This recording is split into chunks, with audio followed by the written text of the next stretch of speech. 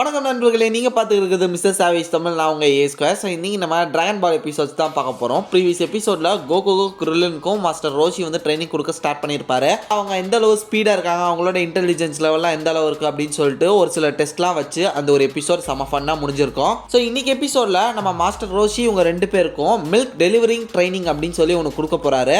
பாலை ரொம்ப தூரம் இருக்க கஸ்டமர்ஸ்க்கு போய் டெலிவரி பண்ணோம். அதுதான் இவங்களோட ஒரு மிஷன் டாஸ்கா இந்த ஒரு எபிசோட்ல கொடுக்கப்பட்டிருக்கு. அது அவங்க போய் பாலை டெலிவரி பண்ணி பாலை ஊத்தாங்களா இல்ல இவங்க ரெண்டு பேருக்கும் மாஸ்டர் ரோஷி பால் ஊத்த பிளான் பண்ணாரா அப்படின்றத இந்த எபிசோட்குள்ள போய் பார்த்து தெரிஞ்சுக்கலாம். சோ இன்னைக்கு பார்க்க போறது டிராகன் பால் சீசன் 1 எபிசோட் 17. ஆரம்பிக்கலாமா? இந்த எபிசோடோட ஸ்டார்டிங்கே நைட் ஆயிடுச்சு. இவங்க தூங்கிட்டு இருக்காங்க. மாஸ்டர் ரோஷி தூங்கிட்டு இருக்கும்போது பார்த்தீங்கன்னா அவர் ஒருத்தர் எட்டி மிதிக்கிறாரு. யாரான்னு பார்த்தா கிரில்லின்னு. ஸோ அந்த பையன் தூக்க காலத்துல இவ்வளோ ஃபோர்ஸாக உதைக்கிறானே, இந்த பையன்ட்டையும் நல்ல திறமை இருக்குன்னு நம்புறேன் அப்படின்னு சொல்லிட்டு நம்ம கிரில்லினை பார்த்து பேசிட்டு இருக்காரு. சேம் டைம் இங்கே நம்ம கோகு வந்து பார்த்தீங்கன்னா மேலே அந்த பொண்ணு கூட தூங்கிட்டு இருக்காரு. அப்போ கோகுவும் பார்த்தீங்கன்னா அப்படி இப்படின்னு அசைஞ்சிட்டு இருக்கா. அந்த பொண்ணு கோகுவை பார்த்து சிரிச்சுட்டு பெட்ஷீட்டை வச்சு நம்ம கோகுவை வந்து மூடி விட்டுறா. மூடிட்டு ஒரு கிஸ்ஸு கூட கொடுத்துட்டு ஐயோ இந்த பையன் எவ்வளோ அழகாக தூங்கிட்டு இருக்கான், இந்நேரத்தில் நான் தும்பிடக்கூடாதுப்பா கடவுளே அப்படின்ற மாதிரி பேசிட்டு அந்த பொண்ணு தூங்குறா. அப்படியே பார்க்கும்போது அந்த பொண்ணு தும்மிடுது. ஸோ அங்கே கட் பண்ணா இங்கே காலைல விடிஞ்சிருச்சு. மாஸ்டர் ரோஷி எந்திரிச்சிடுறாரு. இங்கே வர அலாரம் டிங்கின்னு அடிச்சுக்கிட்டு இருக்கு. நம்ம கோகு அந்த பொண்ணையும் எழுப்பணும், இந்த கிரில்லின் சீக்கிரம் எந்திரிப்பா அப்படின்னு சொல்லிட்டு இவனையும் எழுப்பி விட்டுட்டு மாஸ்டர் ரோஷி ட்ரெஸ்ஸாக மாத்துறாரு. சீக்கிரம் எந்திரிங்க, ட்ரைனிங் போகணும்ல அப்படின்னு சொல்லிட்டு கிரில்லினை எழுப்பி விட்டுட்டு மேலே கோகு எழுப்புறதுக்காக போயிட்டு இருக்கும்போதே பார்த்தீங்கன்னா இந்த பையன் கூட என்னை படுக்க விட்டுட்டான், நான் மட்டும் அந்த பொண்ணோட படுத்திருந்தேன்னா செம்மையாக இருந்திருக்கும் அப்படின்ற மாதிரி நம்ம மாஸ்டர் ரோஷி பேசிக்கிட்டே மேலே போகிறாப்புல. அப்போது அந்த கதவை திறக்கிறதுக்கு முன்னாடி அந்த கதவுக்குள்ளே அந்த ஓட்ட வழியாக என்ன இருக்குது அப்படின்னு பார்த்துக்கும்போது அந்த பொண்ணை அசைஞ்சு தூங்கிட்டு இருக்கிறத லைட்டாக பார்க்குறாரு. அவர் ஃபேஸெல்லாம் பார்க்கல, லைட்டாக பின்னாடி மட்டும் தான் பார்க்குறாரு. பார்த்துட்டு அந்த கதவை திறந்து போகிறாரு. ஆஹா இந்த பையன் படுத்துக்கிட்டு இருக்கானே, இந்த பொண்ணு படுத்துக்கிட்டு இருக்கா, சரி ஓகே கோகு எழுப்புறதுக்கு முன்னாடி இந்த பொண்ணை நம்ம அப்படின்னு சொல்லிட்டு அவர் கிட்ட போய் அந்த பெட்ஷீட்டை லைட்டாக விலக்கி பார்க்குறாரு. பார்த்தா அந்த பொண்ணு வந்து ஸ்னீஸ் பண்ணி அந்த இன்னொரு அன்னியன் ஃபார்முக்கு வந்து மாறி இருக்கா. பயங்கரமான பொண்ணுல அவ.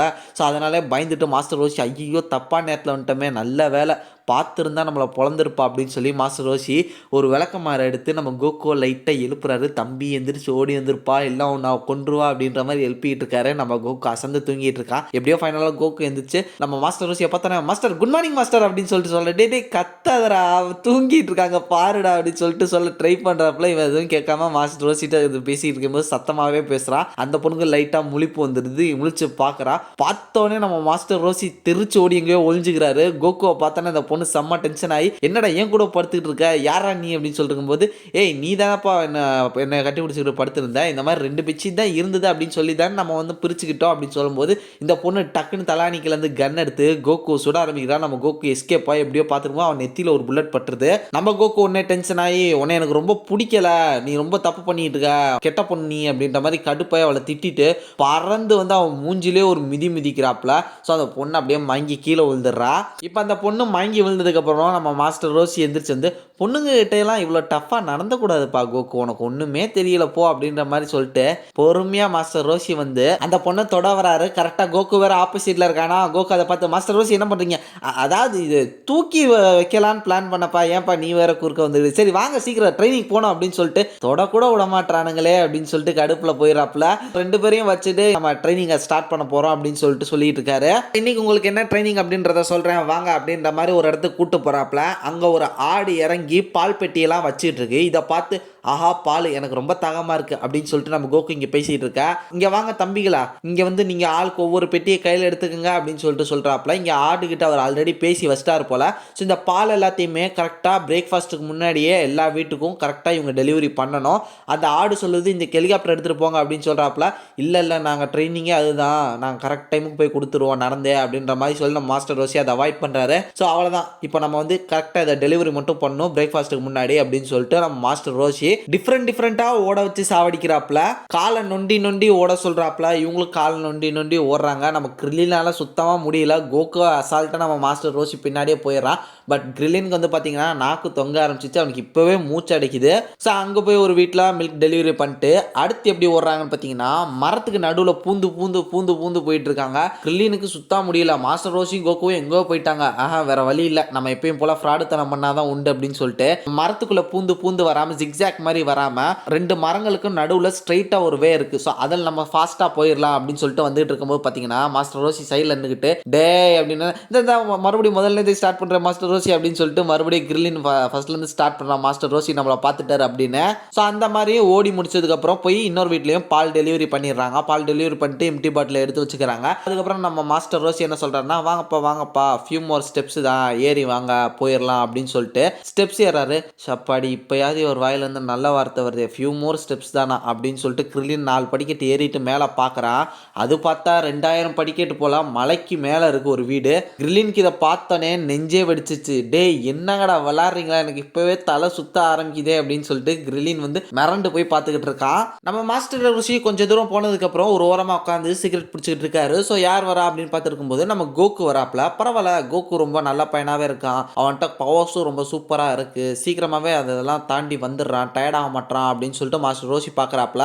நம்ம கோகு நேராக வந்து மாஸ்டர் ரோசி என்னால் சுத்தமாக முடியல ரோசி இப்படியே டயர்டாகிற மாதிரி இருக்குது. நான் வேணால் ஃப்ளைங் நிம்பஸ் எடுத்துகிட்டு வந்து பறந்து போய் கொடுத்துருந்துருவா அப்படின்னு சொல்லிட்டு கேட்கும்போது நம்ம மாஸ்டர் ரோசி சொல்கிறாரு ஃப்ளைங் நிம்பஸ் ஒன்றும் உன்னோட ஃபிசிக்கல் பவர் இல்லையே அது ஒன்றும் உன்னோட ஸ்பெஷல் பவர் இல்லையே. ஸோ அது எப்படி ட்ரைனிங்க்கு வந்து யூஸ்ஃபுல்லாக இருக்கும். உன்னோட பர்சனல் டேலண்ட் என்னன்னு பார்க்குறது தான் இந்த ட்ரைனிங் அப்படின்னு சொல்லும்போது உனக்கு ஒன்று தெரியுமா உன்னோட கிராண்ட் பாவும் ஆக்ஸ் கிங்கும் இந்த மலையில் எப்படி ஏறுவாங்க தெரியுமா. அவங்களாம் இதை பற்றி இந்த கஷ்டமாக இருக்குது அப்படி இப்படின்லாம் என்கிட்ட ஒரு வார்த்தை கூட சொன்னதில்லை. ட்ரைனிங்கை ப்ராப்பராக செஞ்சு முடிப்பாங்க அப்படின்னு சொன்னேன். என்னது இங்கே தாத்தாவும் இதெல்லாம் பண்ணியிருக்காரு அப்படின்னும் போது நம்ம கோகுக்கு ஒன்றே தோணுது நம்மளும் நம்ம தாத்தா மாதிரி செம்ம பவர்ஃபுல்லாக வரணும் அப்படின்னு சொல்லிட்டு ஓகே மாஸ்டர் ரோஷி நான் இனிமேல் எதுவும் பேச மாட்டேன் நான் போகிறேன் அப்படின்னு சொல்லிட்டு டக்குன்னு நம்ம கோகு வந்து படியேற ஆரம்பிச்சிடுறாரு.